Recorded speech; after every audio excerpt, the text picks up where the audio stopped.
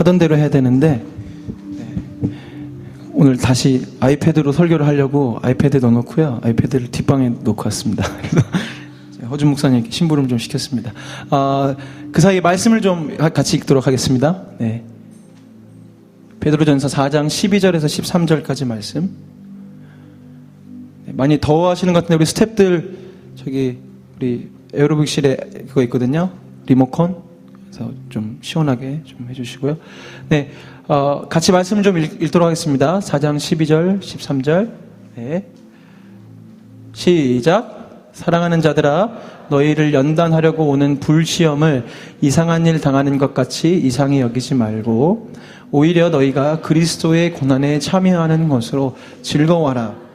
이는 그의 영광을 나타내실 때에 너희로 즐거워하고 기뻐하게 하려 함이라. 아멘.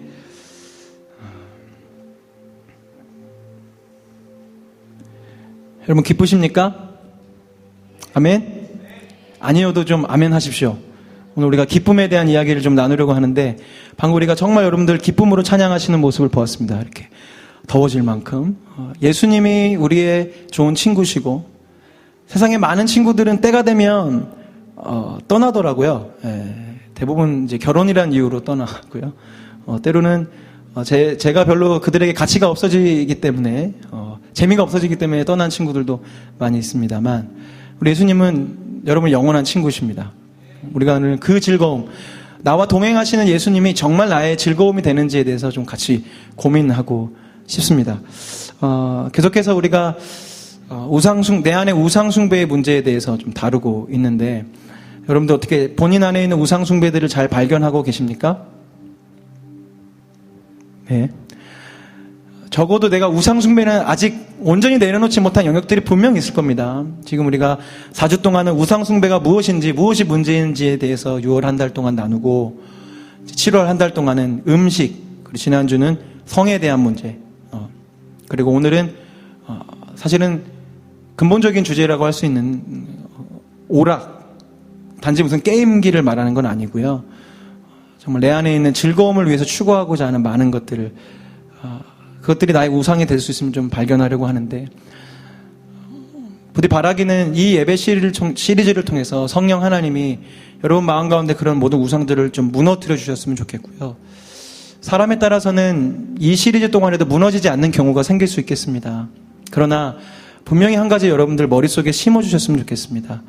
정말 하나님 그분보다 내가 더 기뻐하고 즐거워하는 그것이 우상이라는 사실만큼은 꼭 잊지 않으시고 삶을 살아가시면서 그것을 경계하시면서 주님을 더욱더 사랑하게 되는 그 마음의 시작이 오늘 이 나비 50 시리즈를 통해 좀 이루어졌으면 좋겠는데 오늘은 우리의 즐거움, 쾌락에 대한 부분들을 좀 같이 좀 나눠보고 싶어요. 제 얘기를 잘 들어주시기 바랍니다. 미국의 흔한 주일 예배 풍경이랍니다.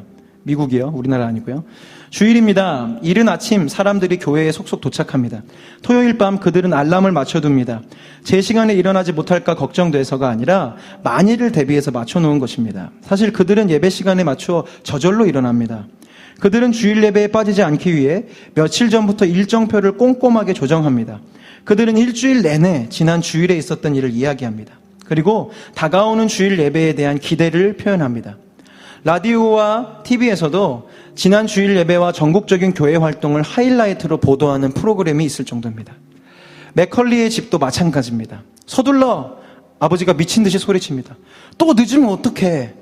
여보, 이제 겨우 아침 6시예요. 엄마가 대답합니다. 예배가 시작되려면 아직 5시간이나 남았다고요. 아빠가 다급함을 감추지 못한 채 숨을 헐떡이며 말합니다. 무슨 말이야? 지난주에도 이 시간쯤 출발했는데 사람들이 너무 많아서 예배당에서 5km나 떨어진 곳에 주차하고 겨우 맨 끝자리에 앉았잖아. 나 정말 예배당 맨 앞자리에 앉아보는 게 소원이야. 다음 주엔 교회 마당에 텐트를 치고 자야 할까 봐. 맥컬리 식구들이 새벽 6시에 집을 나섰는데도 교회로 향하는 도로는 벌써 혼잡합니다. 겨우겨우 교회에 도착했습니다. 교회에서 멀리 떨어진 곳까지 온통 주차된 차들로 가득합니다. 사람들이 교회 주차장에 옹기종기 모여 간식을 먹습니다. 또 어떤 이들은 돗자리를 깔고 레저용 의자를 꺼내놓고 휴대용 가스버너와 석쇠를 꺼내 지글지글 고기를 굽기 시작합니다. 또 어떤 이들은 예배가 시작되기를 기다리는 동안 다른 곳에서 진행되는 예배 상황을 알기 위해 위성 안테나와 모니터까지 설치합니다. 오늘 날씨는 매우 쾌적하지만 사실 날씨 따위는 문제가 되지 않습니다. 추운 겨울에도 예배당으로 향한 사람들의 숫자는 결코 줄어들지 않습니다. 드디어 사람들이 예배당으로 입장하기 시작합니다. 너나 할 것 없이 흥분과 열정으로 환호합니다. 맥컬리도 아직 입장하려면 꽤나 거리가 되는데도 벌써 두근거리기 시작합니다. 예배가 시작되었습니다. 사람들은 예배 시간 내내 서서 예배를 드립니다. 엉덩이를 의자에 붙이고 얌전히 차분하게 앉아있지 못합니다. 물론 맨 앞줄은 한 무리의 젊은이들이 차지하고 있습니다. 그들은 분명 금요일 밤부터 교회 마당에 텐트를 치고 대기했을 것입니다. 그들은 우통을 벗고 있습니다. 가슴에 글자가 하나씩 새겨져 있는데 합쳐서 읽어보니 11조 생활을 잘하자가 됩니다. 그들은 설교자의 숨소리 하나까지 놓치지 않을 기세입니다. 심지어 설교자의 물 마시는 모습까지 사진에 담습니다. 몇 시간 뒤 사람들이 시계를 쳐다보기 시작합니다. 그리고 모두 다 같은 생각을 합니다. 이 설교가, 이 예배가 조금 더 길어졌으면 좋겠어. 연장전까지 갔으면 좋겠다고. 진지하신데요? 이것이 미국의 흔한 예배 풍경이랍니다. 믿어지세요? 전혀 반응하지 않은 여러분들, 제가 무슨 얘기를 했는지도 이상하죠, 조금. 처음에는 미국이니까 좀 이렇게 차 타고 다니는 나라니까 아침 6시부터 나갈 수 있겠구나. 근데 점점 듣다 보니까 이게 저거는 아닌 것 같은데 싶으시죠? 맞습니다. 굉장히 우스꽝스러운 이야기입니다. 예배당을 들어가기 전에 소세지 구워 먹고 좀 이상하잖아요. 이 이상한 이야기에 교회나 주일 예배라는 자리에 미식 축구 또는 저스틴 비버 콘서트라는 단어를 집어넣으면 이 모든 이야기는 완벽해집니다. 네, 이 이야기에서는 풍자를 하고 있는 것입니다. 우리가 하나님을 예배한다고 하면서 살지만 요즘 현대인들이 스포츠나 어떤 연예인들의 공연이나 어떤 그런 경기에 임할 때의 그 자세들은 너무나 헌신적이죠. 늦지 않고 늦잠도 자지 않고 일주일 내내 묵상합니다. 생각합니다. 이번 주에는 어떤 경기가 있을까? 어떤 공연이 있을까? 열광적으로 우리 예배 시간이 조금이라도 기다려지면 우리 시계를 보고 빨리 목사님 뭐 하고 있는 거야? 한 얘기 또 하고 있어 라고 하지만 공연장에 가서 앵콜 계속합니다. 그렇죠?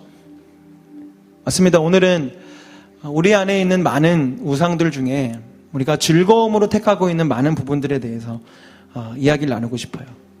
비단 지금 제가 우스꽝스럽게 이야기한 이 내용이 단지 미국 사람들만 적용되는 그런 풍자가 아니라고 생각해요.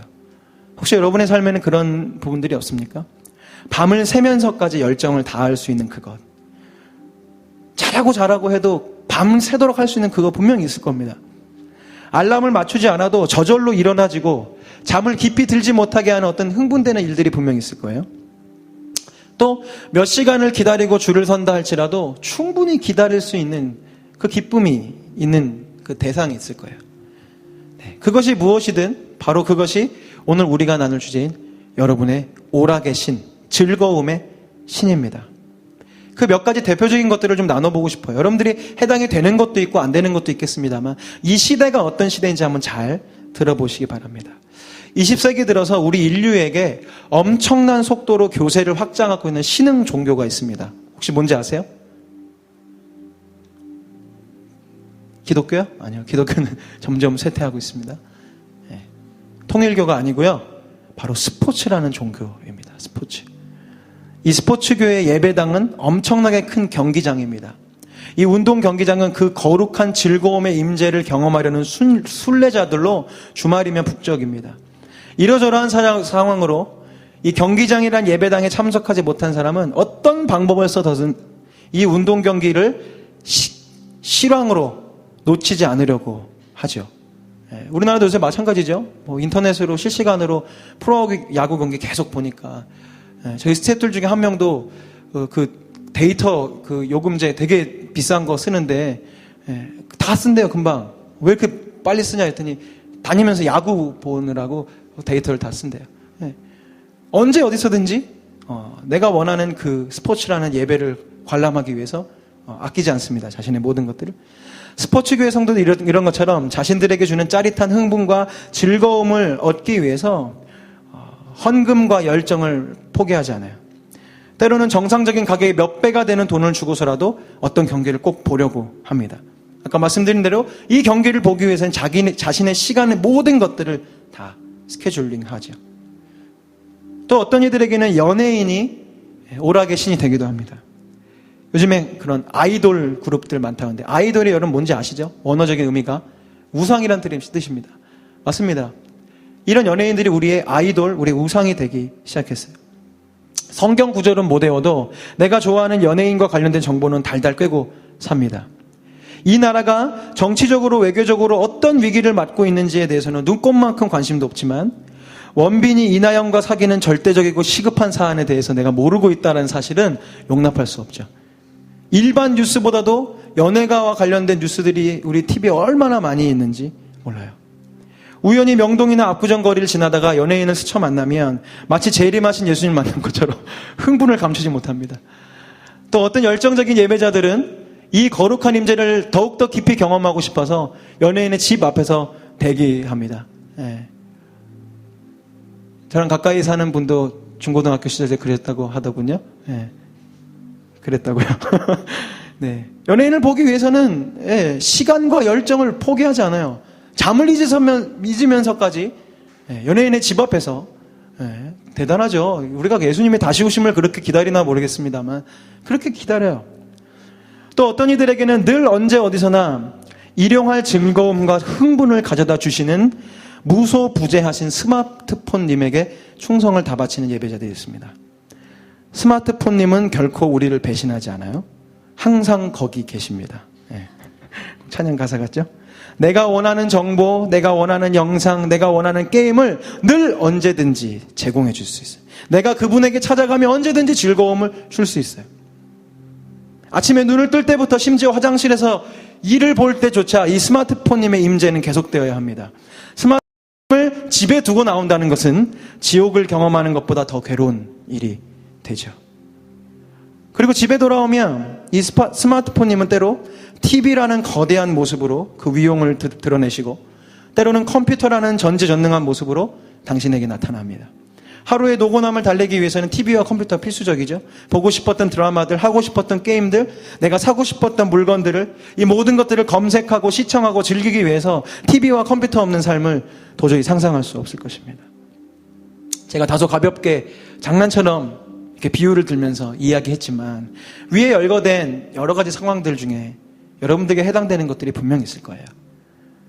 그런데 저는 오늘 여러분에게 무슨 이런 미디어의 폐해나 무슨 스포츠에 중독되는 것에 대한 어떤 그런 문제를 다루고 싶지는 않습니다. 물론 이런 문제도 굉장히 심각한 문제들을 만들어내는 내용들이 많이 있는데 오늘 제가 여러분들과 나누고 싶은 것은 과연 말씀드린 대로 20세기가 들어서 스포츠라는 것이 하나의 산업으로 발달되기 시작했고 미디어가 이제 거대 미디어, 매스미디어 그룹들에 의해서 여러 가지 광고들, 상업적인 그런 것들이 경제적인 구조들과 연합이 되면서 너무나도 많은 이런 미디어의 홍수 속에 살고 있는 우리에게 어떠한 작용을 했냐면 내 인생의 목적이 즐기고 기쁘고 재미있는 것이 아니고서는 의미가 없다라고 하는 것들을 만들어냈다는 것.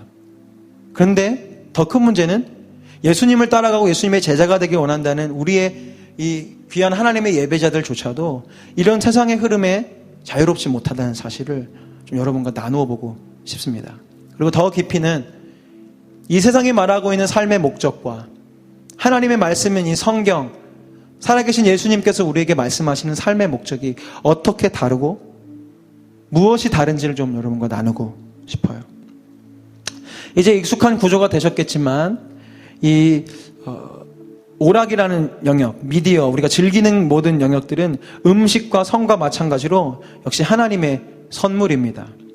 아니 어쩌면 즐거움을 누리는 것 자체가 하나님의 성품 중에 하나일 수 있어요. 하나님은요 참 재밌게도 여러분 안식일을 만드셨습니다. 굳이 그러실 필요 없었잖아요, 그죠? 근데 안식일을 두셨어요. 본인이 쉬시려고요? 아닙니다. 우리로 하여금 쉼을 누리고 쉼 속에서 찾아오는 즐거움들을 경험하게 만들고 싶어서 심지어 10계명 중에 하나로 안식일을 명하셨어요. 우리가 보통 유대인의 안식일에 대한 오해를 갖고 있어요. 안식일이 되면 유대인들은 엘리베이터 버튼도 안 누른다더라 하면서 아무것도 안 하는 줄 아는데 그렇지 않습니다. 제가 예전에 그런 유대인의 가정교육에 대한 다큐를 본 적이 있는데, 안식일은요 유대인들에게 있어서 가장 즐거운 날이에요. 왜냐하면 자신의 생업이나 집안일이든 뭐든 힘들게 하던 일주일간의 일들을 안식일, 이제 이스라엘 사람들은 하루의 시작을 저녁으로 삼는데 안식일이 시작되는 저녁이 되면 그 모든 일들을 내려놓습니다. 그리고 가만히 아무것도 안 하고 이렇게 얼음처럼 있는 게 아니고요, 그때부터 가족들 간의 화기애애한 시간이 시작돼요. 일주일 동안 있었던 이야기들을 나누고요, 물론 음식은 미리 만들어 놓는데요. 음식 만드는 것도 일이 되니까 미리 만들어 놓으면 이제 저녁이니까, 저녁 곧 시작되니까지 엄마가 음식 맛있게 만들어 놓으면 저녁 식사를 이제 즐기는 것부터 같이 대화하고 나누고, 그것이 끝나고 나면 아빠가 아이들하고 놀아주고 씨름하고 막 재밌게 가정 안에서 충분한 안식과 즐거움을 누리는 여담이. 그래서 이제 유대인들의 교육이 각광받는 이유 중에 하나가 다른 많은 것들이 있지만, 이미 율법적으로 일주일에 한 번만큼은 부모와 살을 보비고 관계를 갖고 대화를 할 수 있는 그 가장 아름다운 교육이 있기 때문이라는 내용을 봤는데, 하나님께서 우리에게 주신 그 안식이라는 게 바로 이것이었어요. 지난주 우리 성에 대한 이야기를 나누면서 얘기했지만, 하나님은 가정을 너무 소중히 여기시거든요. 이 가정 안에서 마음껏, 아빠가 일 때문에 애들하고 못 놀고 엄마가 뭐 때문에 바빠서 그런 것이 아니라, 정말 일주일에 모든 무거운 짐들을 내려놓고 가족이라는 그 아름다운 공동체 안에서 이야기 나누고 즐기고 웃고 떠들고 하는 그런 아름다운 즐거움, 아름다운 안식을 주님은 우리에게 주셨어요. 그런데 요즘 우리 시대는 이 즐거움, 즐기고 기쁘고 쉰다는 개념이 조금 이상하게 바뀌어지고 있는 것 같습니다. 말씀드린 대로 과거에도 놀이라든지 재미있는 이야기들, 농담, 흥겨운 노래와 춤 같은 것들은 늘 있어 왔습니다. 그러나 그것들은 다 삶의 양념과도 같은 요소였어요. 우리나라도 노동요 같은 것도 있고요. 그렇죠?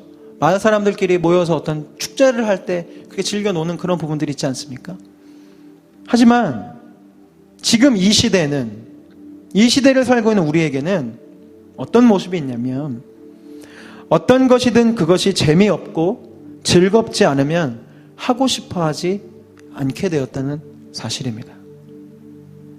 우리는 즐거움을 얻기 위해 옛날 사람들보다 훨씬 더 많은 돈과 시간을 쓰고 있어요. 아니, 어쩌면 우리가 더 많은 돈을 벌려고 하고 더 여유로운 삶을 살고자 하는 것은 어쩌면 더 즐기고 마음껏 놀고 끝없이 행복하기 위함이 아닐까 싶습니다. 이런 세대 속에서 자라나고 학습되고 영향받은 크리스천들 역시 똑같습니다.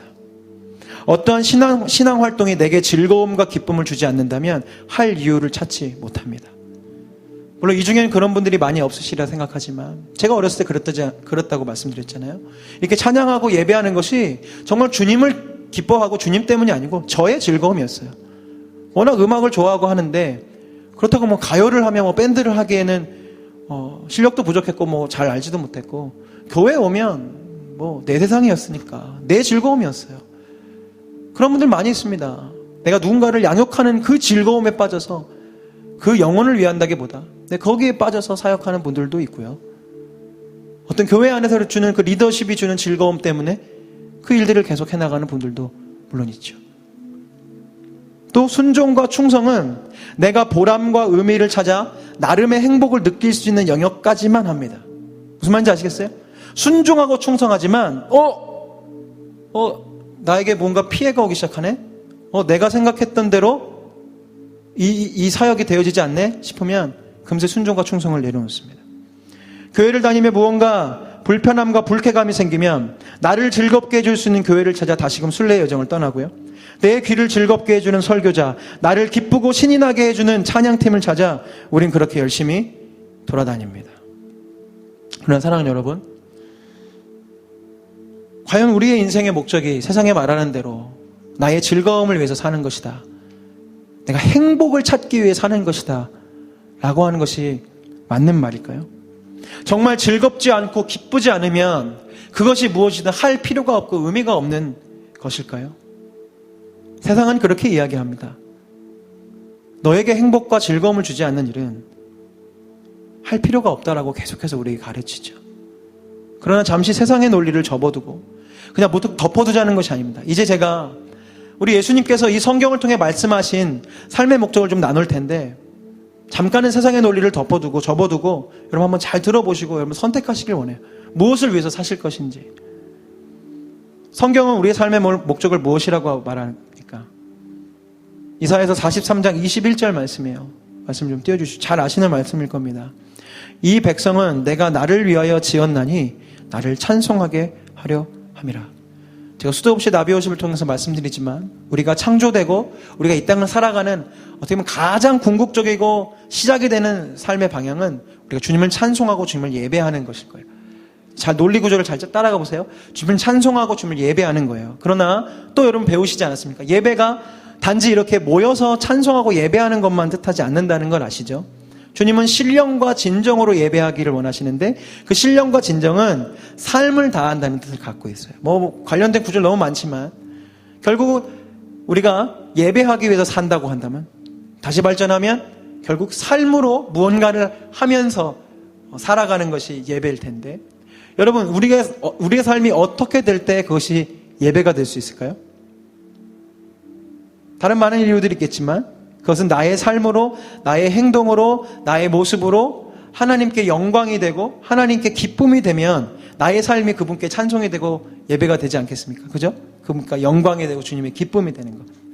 계속 또 나아가고 있습니다. 그렇다면 우리가 구체적으로 어떤 모습을 보일 때 하나님께는 영광이 되고 기쁨이 될 수 있을까요? 이 일에 대해서 솔로몬도 무척이나 고민한 것 같습니다. 솔로몬이 세상의 모든 것, 오늘 우리가 다루듯이 모든 세상의 오락들을 다 경험해 본 뒤 이런 말을 합니다. 전도서 2장 9절에서 11절 말씀입니다. 드디어 나는 일찍이 예루살렘에 살던 어느 누구보다도 더 큰 세력을 가진 사람이 되었다. 지혜가 늘 내 곁에서 나를 깨우쳐 주었다. 원하는 것을 나는 다 얻었다. 누리고 싶은 낙은 무엇이든지 삼가지 않았다. 나는 하는 일마다 다 자랑스러웠다. 이것은 내가 수고하여 얻은 나의 몫인 셈이다. 그러나 내 손으로 성취한 모든 일과 이루려고 애쓴 나의 수고를 돌이켜보니 참으로 세상 모든 것이 헛되고 바람을 잡으려는 것과 같고 아무런 보람도 없는 것이었다. 솔로몬은 이 깊은 허무함 속에서 유일하게 단 한 가지 의미 있는 것을 찾습니다. 그것은 무엇이냐면 창조주 하나님을 기억하고 다시 만나는 것이었어요. 전도서 12장 1절 2절입니다. 너는 청년의 때에 너의 창조주를 기억하라. 곧 곤고한 날이 이르기 전에 나는 아무 낙이 없다고 할 해들이 가깝기 전에 해와 빛과 달과 별들이 어둡기 전에 비 뒤에 구름이 다시 일어나기 전에 그리하라. 우리가 하나님께 영광이 되고 주님의 기쁨이 되어 산다는 것은 무턱대고 그저 착하게 사는 것을 말하지 않습니다. 솔로몬이 단지 즐기기만 했다는 것이 아니에요. 하나님 앞에서 무언가 보람 있고 목적 있는 삶을 살기 위해서 지혜로서 모두 해보고 다 즐기기도 하고 뭘 발명해보기도 하고 다 해봤는데 다 허무하고 다 바람을 잡는 것과 같이 다 사라지더라는 겁니다. 만족을 줄 수 없다는 것 같은. 근데 단 한 가지 찾았어요. 창조주 하나님, 나를 지으신 하나님의 그 마음을 깨닫게 되면 내 삶의 의미와 목적을 찾을 수 있겠구나. 여러분, 아까도 봤지만 하나님 우리를 창조하신 목적이 우리를 찬송하고 우리 예배 받으시기 위한 목적도 있지만 하나님이 여러분들을 왜 만드셨을까요? 창조주이신 하나님이 여러분 한 사람을 왜 이 땅 가운데 보내셨을까요? 그건 단 한 가지입니다. 영적인 측면에서 봤을 때 그것은 우리 인간으로 하여금 당신의 형상을 가지고 당신의 친구로, 당신의 사랑하는 정말 자녀로, 애인으로 교제하면서 살고 싶으셔서 우리를 만드셨어요. 아멘? 처음 아담을 만드셨어요. 그 목적이 있었다고요. 이 세상 어떤 피조물들에게도 허락해 주시지 않았던 당신의 형상을,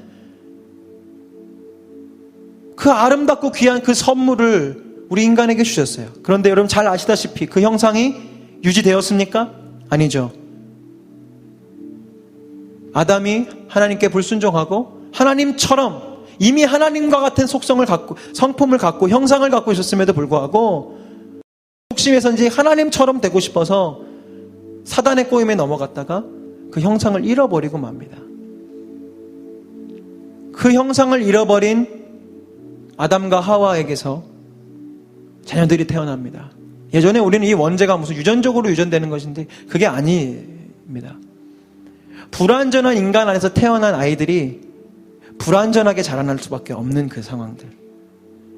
하나님을 경외하지 못하는 마음을 갖고 있는 부모에게서 나온 아이들이 근본적으로 하나님을 찾는 것보다는 하나님을 멀리하는 것에 마음이 가까이 되는 것이, 그것이 우리가 잃어버린 형상을 계속 갖고 지금 이 땅까지 온 것인데, 그렇기 때문에 주님께서 지금 이 시점에 아담의 범죄 이후 우리 인간에게 원하시는 것이 하나 있다면 그것은 바로 잃어버린 당신의 형상을 회복하는 것이에요. 그래서 주님은 구약 시대 동안 수없이 많은 율법과 선지자들을 보내셔서 내가 원하는 모습이 이런 것이라고 말씀했는데 사람들이 지켰습니까? 못 지켰습니까? 못 지켰죠. 그래서 누굴 보내주시냐면 도저히 내가 말로 설명해서는 이 아이들이, 이 인간들이, 이 사람들이 나의 형상이 무엇인지 알지 못하는구나. 그래서 당신의 형상을 그대로 갖고 계신 우리 예수님을 사람의 몸을 입혀 이 땅 가운데 보내시고 하나님의 사랑이 무엇인지, 주님의 형상이 무엇인지 몸소 보이시고 그렇게 십자가에 달리시고 또 부활의 그 아름다운 영광의 형상으로 우리에게 증거해 주시고 그 모습 그대로 다시 오실 것을 약속하시며 가셨습니다. 사랑하는 여러분, 이것이 우리의 인생의 목적입니다. 더 구체적으로 더 들어가 보면 이제 우리가 알았잖아요.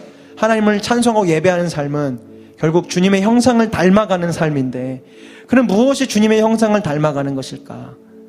그것은 다름 아니라 말씀드린 대로 예수님은 온전하신 하나님의 형상입니다. 아멘? 처음 만드신 아담은 처음에는 완전한 형상이었지만 범죄함으로 불완전한 형상이 됐지만 우리 예수님은 이 땅 가운데 오셔서 완전한 모습으로 오시고 죽는 십자가에 달리는 그 순간까지 온전한 모습으로 계셨고 그 온전한 모습 그대로 부활하셔서 우리의 본이 되어주셨단 말이에요. 그래서 우리가 주님의 형상을 담는 거 피상적으로 얘기하는 것이 아니고요, 내가 주님 형상 담기 원해요, 이게 기도하는 것이 아니고 아주 구체적으로 말하면 성경에 기록되어져 있는 예수님의 모습을 따라 살고 그분을 닮아가는 것이 그 형상을 회복해가는 길입니다. 그런데 성경은 우리가 주님을 닮고 주님을 따르기 위해서는 한 가지 전제 조건을 두고 있어요. 마가복음 8장 34절에 35절입니다. 여러분들이 좀 읽어주셨으면 좋겠습니다. 시작.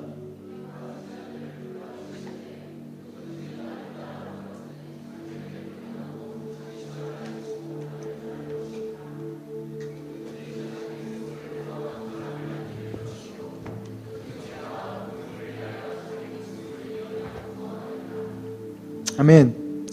예수님을 따르려면 무엇을 지고 가야 된다고요? 무엇을 지고 가야 됩니까? 자기 십자가. 예수님이 말씀하신 겁니다. 사도 바울이 어떤 신학적으로 비유적으로 설명한 것이 아니고요, 예수님이 자신의 음성으로 자신의 입술로 얘기한, 누구든지 나를 따라오려거든, 반대로 다른 식으로 말하면 누구든지 나를 닮으려거든 자기 십자가를 지고 따라와야 된다. 여러분에게는 십자가가 어떤 이미지를 주세요? 어떤 분에게는 예쁜 장식품일 수도 있겠습니다. 저에게는 사실 십자가 하면 어떤 안정감을 주는 어떤 상징이기도 해요. 늘 어릴 적부터 교회에서 자라났고 그렇기 때문에. 그러나 여러분, 단도직입적으로 보십시다. 십자가가 장식품입니까? 아니죠. 십자가가 무슨 부적입니까? 아닙니다. 십자가는 고통스러운 것이고 십자가는 재미없는 것이고 십자가에는 인내가 필요한 것입니다. 십자가는 즐거움이나 쾌락이나 기쁨 이런 단어들과는 어울리지 않은 명사입니다. 그런데 이 성경은, 우리 주님은 당신이 가장 사랑하시고 끔찍히도 아끼시는 우리에게 아주 아이러니하게도 이 십자가를 지고 따라오라고 말씀하고 계셔요. 그렇다면 반드시 거기에 분명히 목적이 있을 것이고 의미가 있을 것입니다. 예수님을 만나고 자신의 인생의 진정한 목적을 발견한 사도 베드로는 예수님을 직접 만나지 못한 믿음의 후배들에게 십자가의 길을 걷는다는 것이 무슨 의미인지 아주 명확하게 그의 서신서를 통해 설명하고 있어요. 베드로전서 2장 16절 17절 말씀입니다. 여러분은 자유인으로 사십시오. 맞죠? 우리 예수님의 은혜로, 예수님의 보혈로, 예수님의 그 복음으로 우리 자유한 사람이 되었습니다. 그러나 그 자유를 악행의 구실로 사용하지 말고 하나님의 종으로 사십시오. 모든 사람을 존경하고 형제들을 사랑하며 하나님을 두려워하고 왕을 공경하십시오. 십자가의 길을 걸으며 산다는 것은 아주 구체적으로 말하자면 이제 우리가 하나님의 종으로 살아간다는 이야기입니다. 며칠 동안 제가 페이스북에도 비슷한 맥락의 묵상글들을 계속 올렸지만 여러분이 종이 된다는 것은 단도직입적으로 말해 내 감정과 내 느낌을 고려하지 않겠다는 선언입니다. 우리 너무나 쉽게 얘기합니다. 나 하나님의 종이 되기 원하고, 종이 되겠다는 얘기는 많이 안 하지만 주님의 그 주자가 주인이잖아요. 나는 종이라는 선언 아니겠습니까? 근데 여러분 만약에 종이 이런다 그러면 이게 종일 수 있겠습니까? 어떤 종이 주인이 무슨 일을 시켰어요. 근데 그 일은 제가 좀 재미가 없어서 못하겠어요. 제가 오늘 좀 몸이 아파서 못할 것 같습니다. 그건 제가 가장 싫어하는 일이라 못하겠어요. 지루한 일은 저는 딱 못하겠어요. 그럼 만약에 요즘 우리 이제 노예 시대는 아니지만 여러분들이 만약에 주인이고 그런 종이 있다고 생각하면 여러분 어떻겠습니까? 누가 종입니까? 상전이죠. 그 종이 비 맞춰줘야 되고 너 그럼 재밌는 일 좀 할래? 물 깃는 거 좀 재밌겠니? 하면서 아닙니다. 그죠? 종은요 자신이 물을 깃고 나무를 패갖고 오는 게 자기가 즐겁고 지금 몸이 아프고 상관없어요. 주인이 시키면 그냥 하는 겁니다. 근데 우리는 어떻습니까?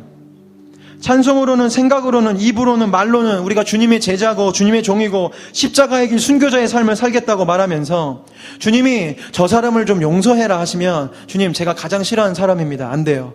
주님이 이 일을 좀 해보라고 상황을 만들어 주셨으면 주님 저 재미없어서 이제 더 이상 못하겠어요.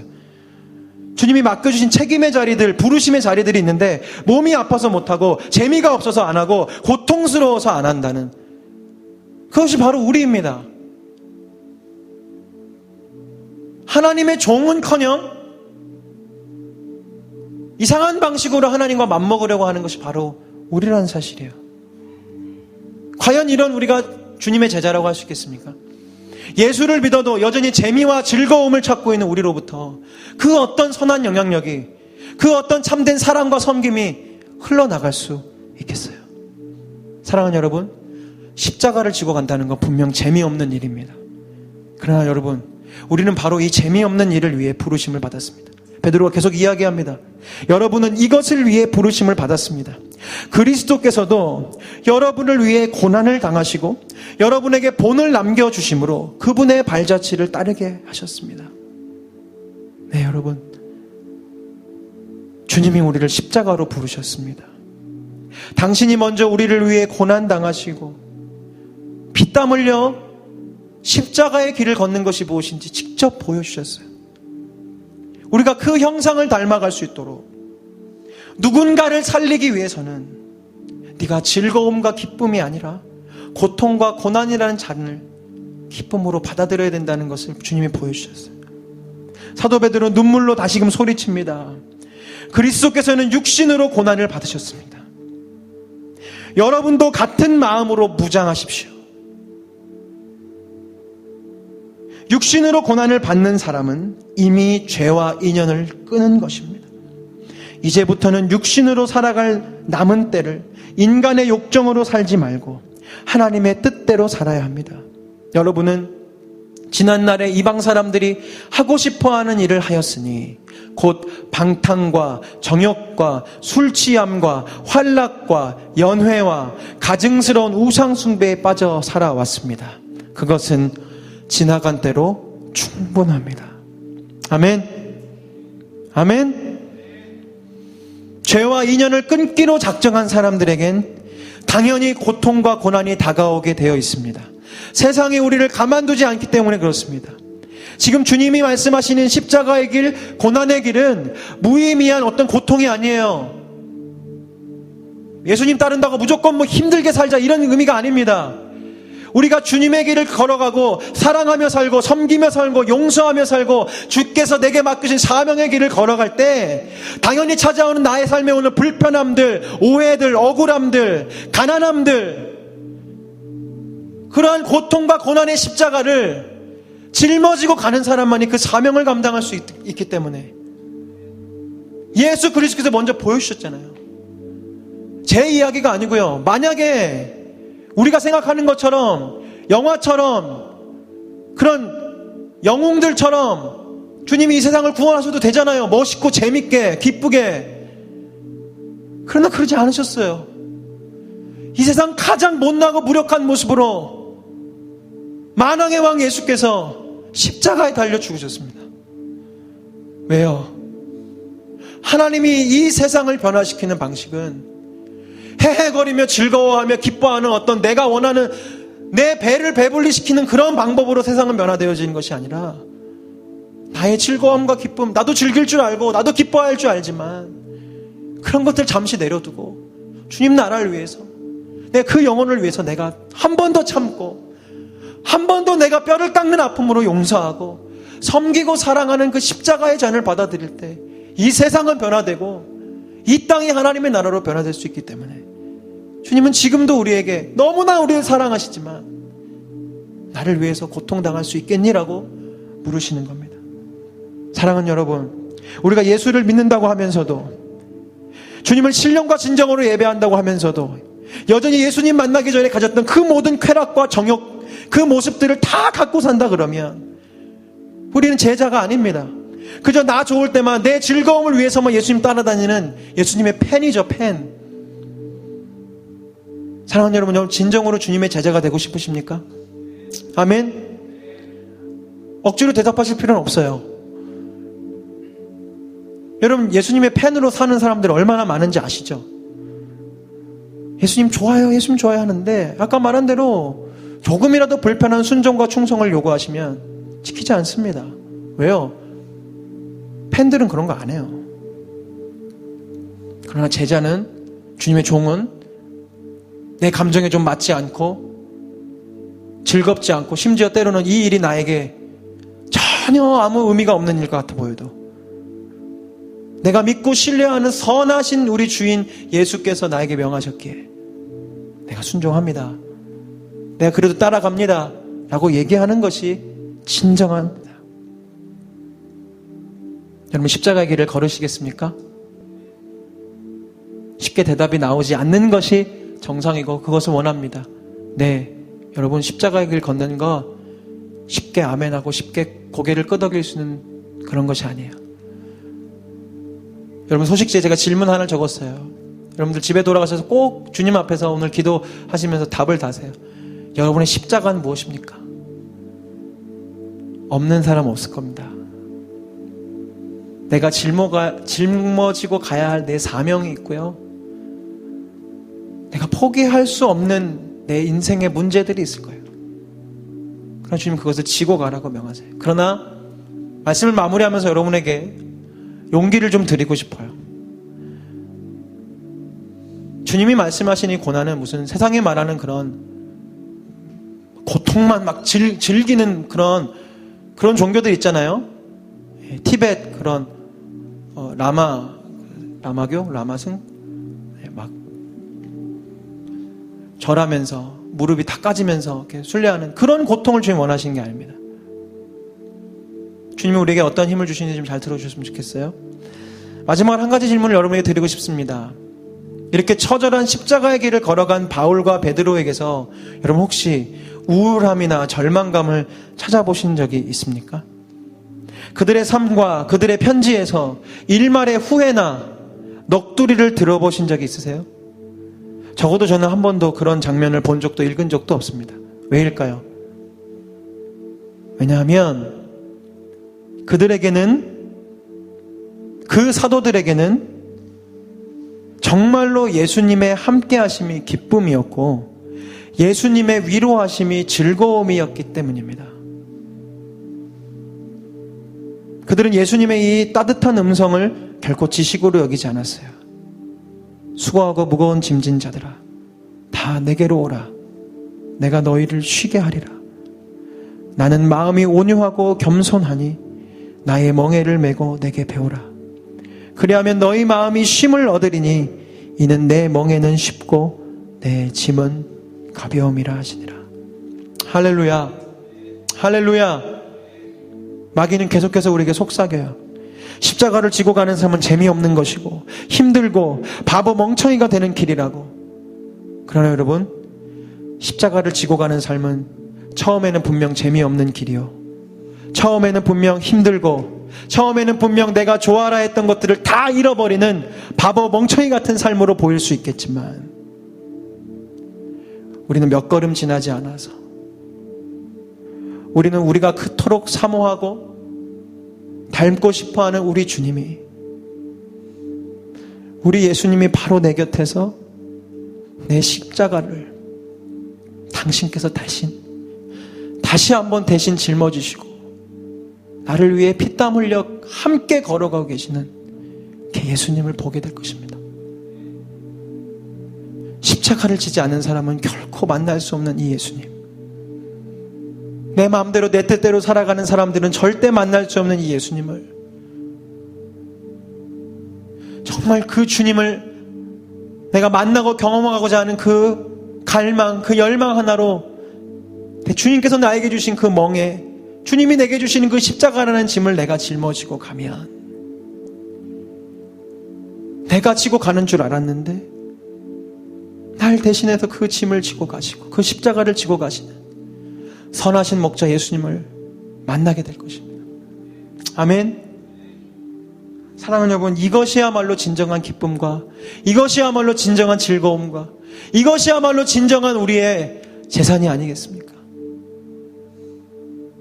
주님께서 우리에게 주시는 그 십자가의 고통은 저주나 멸망으로 끝나는 그런 허무한 것이 아닙니다. 오늘 우리가 설교를 시작할 때 읽었던 본문입니다. 베드로가 선포합니다. 사랑하는 자들아, 너희를 연단하려고 오는 불시험을 이상한 일 당하는 것 같이 여기지 말고 오히려 너희가 그리스도의 고난에 참여하는 것으로 즐거워하라. 이는 그의 영광을 나타내실 때에 너희가 즐거워하고 기뻐하게 하려 함이니라. 아멘. 우리가 이 땅에서 잠시 지나가는 이 땅에서 이 십자가의 무거운 짐을, 이 고통과 고난의 짐을 짊어지고 가면 그 길 가운데서 예수님 만나게 될 것이고, 그 예수님과 함께 내 일평생 그 십자가의 길을 걸어가면 우리에게는 영원한 즐거움, 하나님이 주시는 그 놀라운 기쁨의 잔을 다시금 우리가 받아들이게 될 것이라는 약속입니다. 여러분, 이 영광과 기쁨은 이 세상에 오락의 신들이 그렇게 줄 수 있는 그런 얄팍하고 금세 살아버려진 기쁨과 비교할 수 없을 것입니다. 누구도 빼앗지 못하는 참된 안식과 평안이, 그 기쁨이 우리에게 주어질 것입니다. 믿으십니까? 자, 이제 여러분들의 갈망은 무엇입니까? 스포츠, 영화, 드라마, 스마트폰, 연예인들이 가져다주는 재미로 시작되지만 허무함으로 마무리되는 그런 뜬구름 같은 즐거움입니까? 아니면 고난으로 시작되지만 영원한 기쁨으로 마무리되는 예수님의 십자가입니까? 저는 십자가를 갈망하겠습니다. 저는 제대로 된 데 투자하기 원합니다. 저는 예수님께 제 인생을 드리기 원합니다. 그 고백을 담아서 좀 찬양하고 싶어요. 여러분들도 아실 찬양일 텐데, 정말 내 안에 있는 갈망, 내 속에 있는 소망, 주님이 아니었다면 주님으로 변화되어질 수 있도록 좀 하나님 앞에 고백하며 우리 그렇게 기도하기 원합니다.